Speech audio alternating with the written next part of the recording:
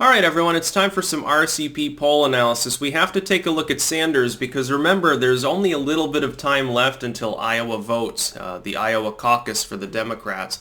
Right now, we've got several new polls. Nationally, Biden is ahead, although it's an uncomfortably small lead, single digits between 2 and 5 points, depending on who you ask. That's going to have him startled, but worse is that out of Iowa, it looks like Sanders has taken the lead. If I had any advice for Biden, it would be to abandon New Hampshire, because you're not going to win there probably anyway. Focus on Iowa. Winning Iowa would give you a bigger boost in New Hampshire than spending the next week campaigning in New Hampshire will anyway, so you might as well not bother. If I were Biden, I'd be in Iowa right now. I'd double up my schedule there, and I'd eliminate everything else that I had planned. I would go to the small-town Iowa regions and do very short speeches along with surrogates in order to make up for the fact that, I'd be demented, so I wouldn't be able to speak for very long without making mistakes. Be very cordial. Try to keep that in mind for the next 4 or 5 days. Hit all of the small-town areas in Iowa that normally get neglected, and sweep up those votes. Make the case, hey, Bernie Sanders will come in. He's probably not going to help the farmers here. He's not going to help the industry that exists here. Make that case. If Biden can grab Iowa, he doesn't need New Hampshire. Because Sanders is so heavily favored there, it's not going to give him a boost to win unless it's by overwhelming amounts, and that's not likely to happen. Biden is ahead in South Carolina and Nevada. He goes on to sweep 3 of the first 4. But Bernie Sanders is now on the upswing, and here's what we have to estimate, and there's no way to tell which is going to be the case. What we've seen with candidates over the last many months is that typically when a candidate has a significant rise, it precedes a fall back to their long-term average. I believe that Bernie Sanders is currently peaking. Here's the question, though. Does his peak come before or after the Iowa voting? Because there's always a lag in polls. Is he still rising right now, or is he already leveled off and we only see it 2 weeks later? If so, does he fall a little bit before Iowa? Does the national polling correspond to the Iowa polling, or is it disproportionate? Maybe it's coastal elites deciding that he's their man because he's promised more free shit. Which one of these things will be the case? Also, let's say that he is peaking. Let's say that under normal circumstances, Sanders peaks, levels off for a few weeks, then falls back down. Let's say that's the norm, because we've seen that before. We saw it with Kamala Harris, who dropped out. We've seen it before. Biden technically had a hard peak. He's at his long-term average now. He's already peaked as well. He peaked in the mid-40s very early on, and then he went back down not long after, and then he's been gravitating up and down within a 5-point spread for the entire rest of the campaign. It's been 5-6 months of nonstop high-level stability. Sanders had been at a long-term average as well. If, under normal circumstances, he would thus go back down to that number, which means that he would lose because he'd be in a distant second place, around 8 to 10 points behind Biden. He would lose nationally if that's the case. If, however, he manages to win the first 2 states, does that change the dynamic enough so that he never goes back down? So that instead of being 8 points behind Biden, he's only 2 points behind Biden nationally. Because if that were to happen, even though Biden would have an advantage, it would be a slim enough advantage, so depending on who drops out or stays in the race, depending on whether it's mainly people on the further left or not so far left, and who they endorse, it could beat Biden. Yes, Bernie Sanders could become the nominee through that method. It's the only method by which he becomes nominee. Doing well in New Hampshire and in far left enclaves does not give you the nomination. Specifically, the primaries and caucuses are set up to prevent that, because that would mean that the Democrats fundamentally had shifted so far to the left that only people that were already going to vote for them anyway at high numbers would still support them.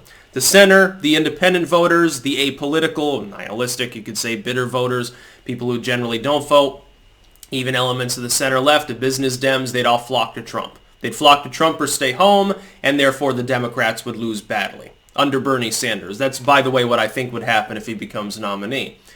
But if Bernie Sanders rides the peak into Iowa, manages to win, wins New Hampshire almost certainly, he could challenge Biden in Nevada. That's possible. Not so much South Carolina, I think. And if he gets that state, or if he comes close, if he's just close second in both of those states, going into Super Tuesday, at the very least, the best case for Biden is he's narrowly ahead. Narrowly ahead of a socialist. Now, it could be that you end up with a long game situation where through attrition, and this is basically what the map favors, Biden slowly grinds him down like Clinton did.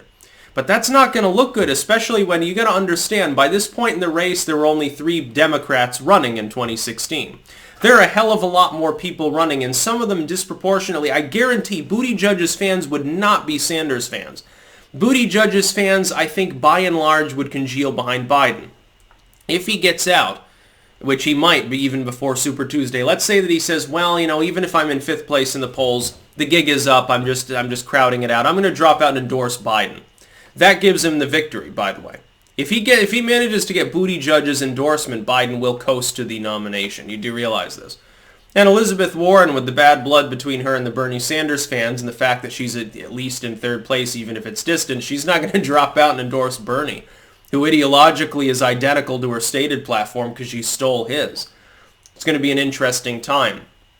Looking at the polls, though, it's impossible for me currently to predict whether Bernie Sanders will begin receding before Iowa, or certainly any of these first 4 states. It could be that he rides the peak all the way through, in which case he gets 2, possibly even 3. If Sanders pulls off a surprise win in Nevada after eking out a win in Iowa and grabbing New Hampshire, then he becomes the front runner, even if Biden is ahead after Super Tuesday.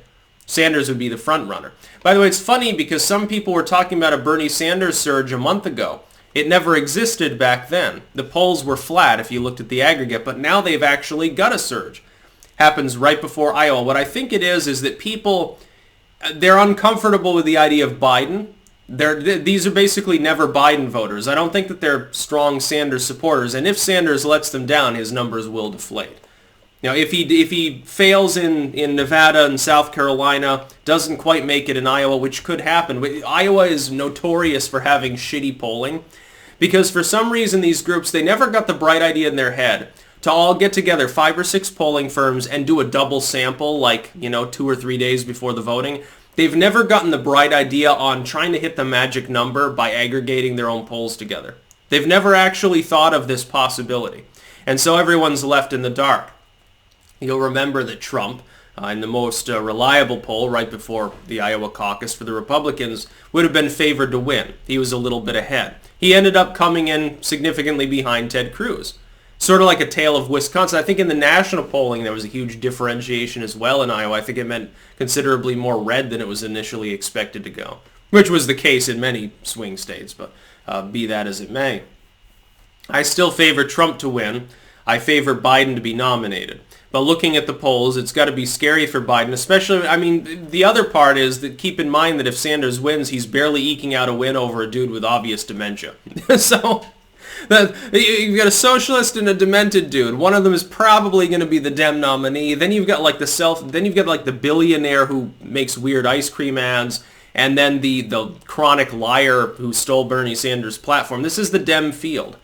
Buttigieg has been booted down to 5th place. He's no longer viable. He can no longer save the Dems. If he wants to save the Democrats from a catastrophic defeat, he should drop out and endorse Joe Biden.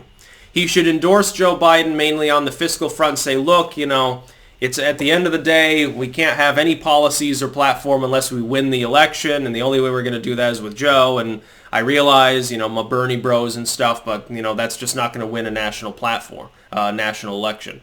If he does that, Biden's saved, but Biden is his own worst enemy, and I've said consistently through this race that if he loses, it'll be his own fault. It'll be because Biden was being Biden, major gaffes. Well, he keeps telling people on the campaign trail, don't vote for me. Oh, I know you're a wise guy. You were going to vote for Bernie Sanders. Like he's owed the vote of the average person that he happens to encounter. Like nobody's supposed to confront him on anything he ever did. It's sort of like an Elizabeth Warren thing, except she freezes up. He gets combative. And then Bernie Sanders, he gets dismissive. He says, oh, good on you. And then he just sort of bustles past the person, refuses to talk to them at all. Democrats really are an unlikable bunch this year. I think Bloomberg, ironically enough, the billionaire is the most likable of them in the top of the field now that Buttigieg is gone. It's really anathema to winning the election, dude. That's about all. Peace out.